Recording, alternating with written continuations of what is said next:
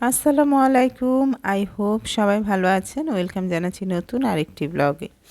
রমজানের সময় আসলে সময় কিভাবে চলে যায় আসলে টের পাওয়া যায় না, খুবই দ্রুত যায় মনে হচ্ছে। এটা হচ্ছে দুপুর টাইম, কিন্তু মনে হচ্ছে বিকাল হয়ে গিয়েছে। তো যাই হোক, কালকের ওয়েদারটা একটু অন্যরকম ছিল, একটু ঠান্ডা ঠান্ডা বাতাস ছিল আর বৃষ্টিও হয়েছে হালকা আমাদের এদিকে একটু। তো এই তো শুরু করলাম ব্লগটি। আজকে ব্লগে রান্না বাড়া, একটু বাজারে গিয়েছিলাম, বাজার সদাই করলাম, দেন এই তো তো সবাই দেখেন আমার ব্লগটি। এই তো সবজি নিয়ে এসেছি হালকা পাতলা। আজকে যেহেতু পুঁইশাক রান্না করব, অনেকে ভাবছেন আমরা এত পুঁইশাক খাই কেন। আসলে কোনো শাকই আসলে ভালো লাগছে না রমজানে, পুঁইশাকটা একটু ভালো লাগছে। একটু শুটকি দিয়ে রান্না করলেও ভালো লাগছে, একটু মাছ দিয়ে রান্না করলেও একটু ভালো লাগছে।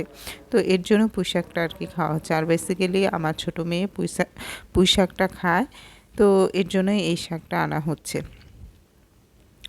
তো কচুরমুখী এনেছি, টমেটো এনেছি, আর কিছু ভেজিটেবল, অন্যান্য যে শাকসবজি ওগুলোও এনেছি। তো এইদিকে মেয়ে কোচিংয়ে যাবে, রেডি টেডি হয়েও কোচিংয়ে যাচ্ছে, ওকে দিয়ে আসবো। তো আসলে সারাদিনই ব্যস্ত থাকতে হয়। কোচিং যেহেতু রমজান মাস, তারপরেও কোচিংটা খোলা রেখেছে। তো ওকে দিয়ে এসে আমি এই তো কাটাকাটি শুরু করে দিলাম, যেহেতু দুপুর থেকেই রান্না শুরু করতে হয় আর গ্যাসের প্রবলেম তো আছেই আমাদের এলাকায়। তো ভাবলাম যে রান্নাটা কমপ্লিট করলে ইফতারের আগে আগে ভাজা পোড়াটা করা যায়, যেহেতু কারেন্টের চুলায় সব কিছু করতে হয়। তো এই তো আমি আজকে পুঁই শাকটা মিষ্টি আলু দিয়ে রান্না করব। কে কে এরকম মিষ্টি আলু দিয়ে পুঁই শাক খেয়েছেন কমেন্টস করে জানাবেন।